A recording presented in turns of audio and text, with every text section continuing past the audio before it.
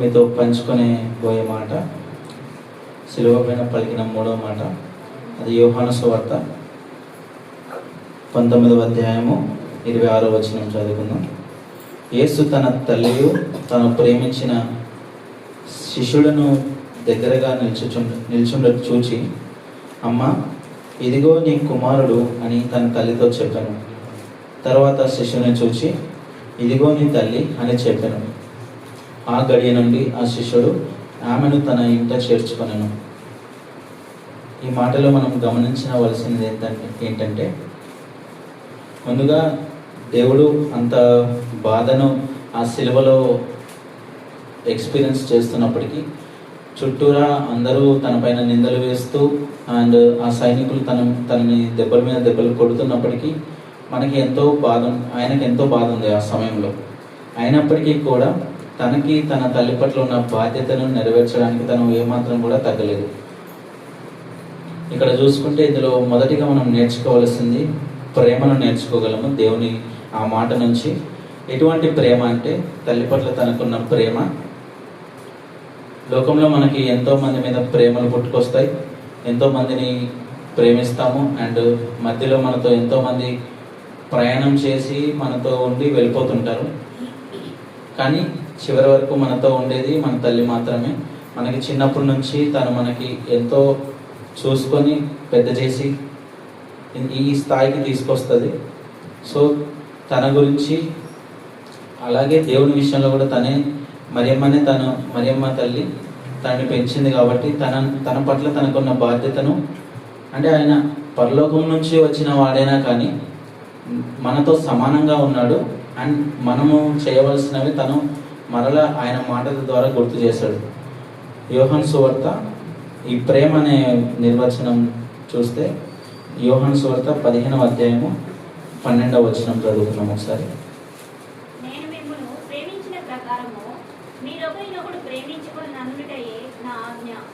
అయితే దేవుడు ఈ మాటలో మనకి ఏం చెప్తున్నాడంటే దేవుడు మనల్ని ఎంతో ప్రేమించాడు కదా. పుట్టిన నాటి నుంచి ఈరోజు వరకు ఎంతగానో ప్రేమించాడు. ఏ అవసరం ఉన్నా కానీ అది తల్లిదండ్రులు తీర్చకపోయినా ఆయనతో చెప్పుకుంటే మాత్రం అది ఎప్పటికైనా ఎన్నటికైనా తీర్చదగని ప్రేమ అది. అటువంటి ప్రేమ అటువంటి ప్రేమతో మనల్ని ఆయన చూసుకున్నాడు. సో ఆయన ఎటువంటి ప్రేమతో అయితే మనల్ని చూసుకున్నాడో అలాగే నీ పక్కనున్న వారితో, నీ పొరుగు వారితో, నీతో ఉండే ప్రతి వారితో నువ్వు అదే ప్రేమ కలిగి ఉండాలని దేవుడు ఇక్కడ వాక్యం సెలవిస్తున్నాడు వాక్యం ద్వారా. అండ్ ఇంకో నిర్వచనం చూసుకుందాం. ఇంకో రెఫరెన్స్లో 1 కొరింథీ 13వ అధ్యాయము 4వ వచనం.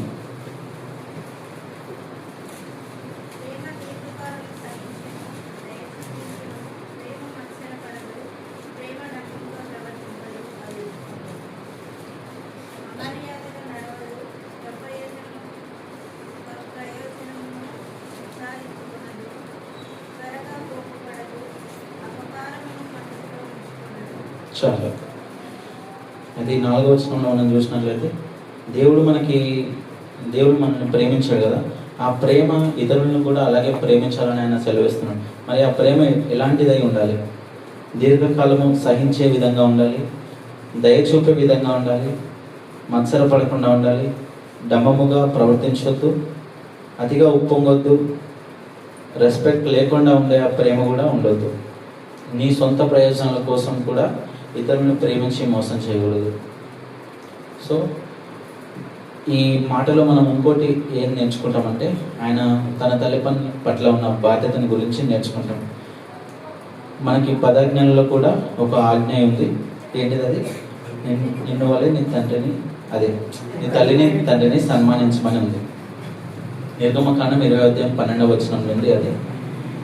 అయితే నీ తల్లిని నీ తండ్రిని సన్మానించకపోతే దేవుని విషయంలో నువ్వు ఎలాంటి వాడవు, ఎంత విశ్వాసం ఉన్నా కానీ అవిశ్వాసి వంటి వాడివే అని దేవుడు సెలవిస్తున్నాడు. అది 1 తిమోతి 5వ అధ్యాయం 8వ వచనంలో ఉంది. 1 తిమోతి 5వ అధ్యాయం 8వ వచనంలో, ఎవడైనను స్వకీయులను విశేషముగా తన ఇంటి వారిని సంరక్షింపకపోయిన ఎడల వాడు విశ్వాస త్యాగం చేసిన వాడే అవిశ్వాసి కన్నా చెడ్డవాడై ఉండును.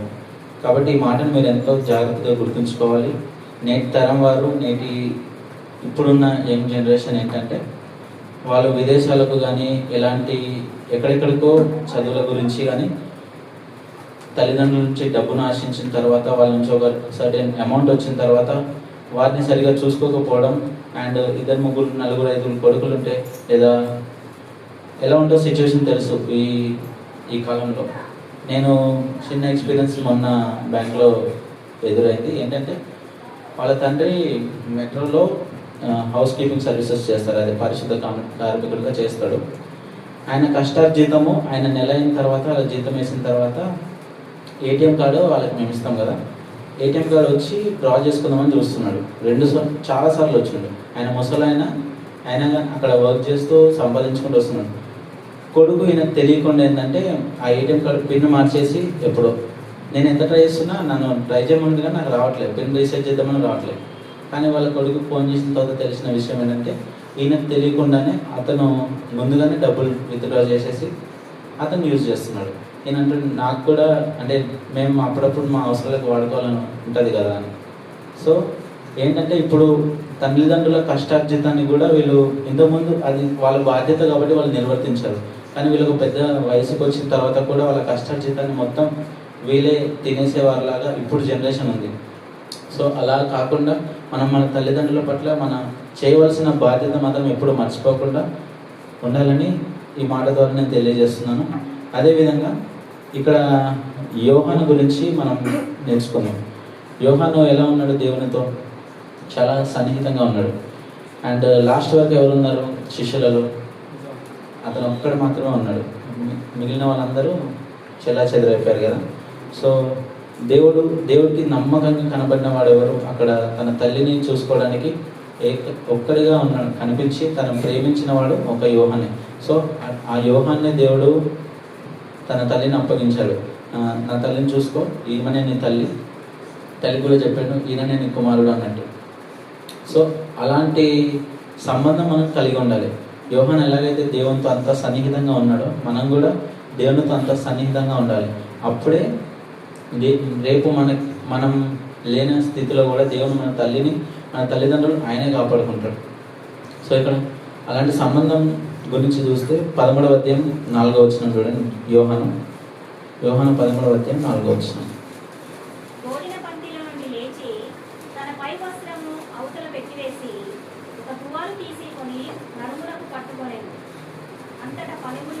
ఇది కాదు, గలతీ 6వ అధ్యాయము 2వ వచనం.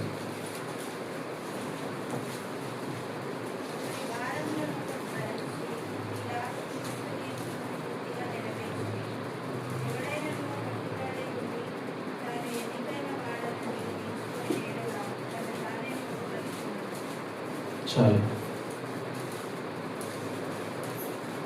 అదే యోహాను దేవునితో ఎంత సన్నిహితంగా ఉన్నాడో యోహాను 13వ అధ్యాయం 23వ వచనంలో ఉంటుంది. అక్కడ ఏం రాయబడుతుందంటే, ఆయన శిష్యులలో యేసును ప్రేమించిన ఒకడు యేసు రొమ్మున ఆనుకొనిచుండెను. అయితే దేవునితో ఎప్పుడు అంత దగ్గరగా ఉన్నది ఎవరంటే యోహానే. అక్కడ ఏమని రాయబడిందంటే యేసు ప్రేమించిన శిష్యుడు. అంతటి ఘనత ఆయనకు ఒక్కడికే దక్కింది. అంతగా దేవుడు ఆయనను ప్రేమించాడు. అదేవిధంగా యోహాను కూడా అంత నమ్మకంగా ఆయనతో కలిసి ఉన్నాడు. మనం కూడా సో మనకి ఎప్పుడైనా కానీ ఏ అవసరం వచ్చినా ఏదున్నా కానీ లేకపోతే ఎలాంటి బాధలు ఉన్నా కానీ దేవుణ్ణి మాత్రం ఎప్పుడు దూరపరచవద్దు. ఎప్పుడు కూడా ఆయనతో యోహాను వల్లే సన్నిహితంగానే ఉండాలి. అది ప్రార్థన అందే కానీ ఎటువంటి విషయం అందే కానీ. అలాగే ఈ మాటలు మనం నేర్చుకున్న 3 మాటలు ఏంటంటే, ఒకటి దేవుడు ఎలా ప్రేమించాలి అనేది నేర్పించాడు. రెండవది ఏంటంటే బాధ్యత కలిగి ఎలా ఉండాలి. మూడవది సంబంధాలు ఎలా, అదే చివరిగా తన తల్లితో యోహానికి ఏర్పరిచింది ఒక కుటుంబ సంబంధం, ఆత్మీయ సంబంధం అతను ఏర్పరిచి వెళ్ళాడు. ఎలా అంటే మనం మన కుటుంబాలు చూస్తున్నాం ఇప్పుడు ఎలా ఉంటున్నాయో, కుటుంబాల్లోనే ఎలాంటి కలహాలు జరుగుతున్నాయో, ఒకరినొకరు ప్రేమించుకోకపోవడం, కనీస సంబంధం కూడా లేకపోవడం, ఎప్పుడు దూరం పెట్టుకుంటే బాగుండు, దూరం ఉంటేనే మంచిగా ఉంటుంది అన్న సిచ్యువేషన్కి ఈ కాలం వచ్చేసింది. మనది మనం చూసుకుంటే చాలు కదా, వాళ్ళు మన ఫ్యామిలీ మెంబర్స్ అయినప్పటికీ మనది మనం చూసుకుంటే చాలు కదా అన్నట్టుగా అయిపోయింది ఇప్పుడు సిచ్యువేషన్. సో అలా ఉండకుండా మనం ఒక ఆత్మీయ బంధము మన కుటుంబాలతో ఏర్పరచుకోవాలని దేవుడు ఈ మాట ద్వారా తెలియజేస్తున్నాడు. ఒకవేళ మీ కుటుంబాల్లో మీలో కలహాలు ఉంటే వారితోని మీరు ఆత్మీయంగా సంబంధం కలిగి ఉండాలని దేవుడు ఈ వాక్యం ద్వారా తెలియజేస్తున్నాడు. ఈ చిన్ని మాటలు దేవుడు దీవించును గాక. ఆమేన్.